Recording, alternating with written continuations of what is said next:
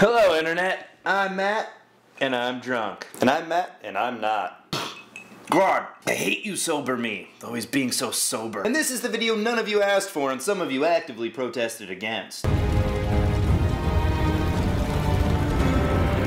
And go. I hate you. The War of the Roses, according to my phone, was a series of dynastic wars fought between the Lancasters and the Yorks. I'm so bored. If you notice, Lannister sounds like Lancaster and York sounds like Stark, and that's about where the similarities end. Alright, fine. If you notice, the respective colors of each house are red for the Lancasters, Lannisters, and white for the York Starks. The York Starks are in the north of their respective countries and maintain a wall keeping out the barbaric people / white zombies. Why the zombies gotta be white?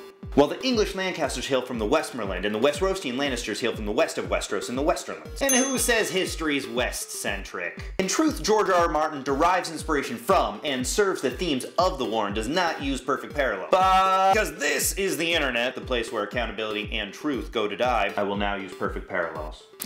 Eddard Stark is Richard of York. Both served as protectors in the northern parts of the realm. Both were loyal to their kings, their brothers in arms to a fault. These loyalties would lead to their downfall, with the widows of their kings fighting just as hard against them. Who didn't see that coming? Eddard Stark dies in everything he plays.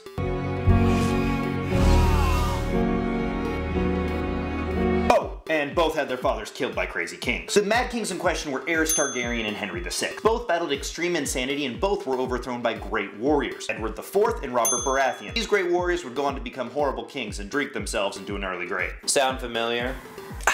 I can't hear you over alcoholism.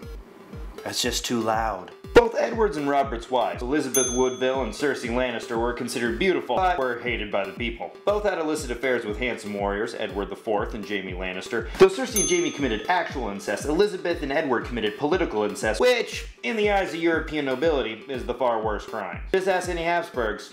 Or their chins. We have gone far too long without mentioning dragons, which is by far and away the best part of anything, so Henry VII and Daenerys Targaryen. Both were exiled from across the water from a throne they saw as rightfully theirs, both fought under the banner of red dragons, both waited for their home states to be weakened by civil war before making the grab for power.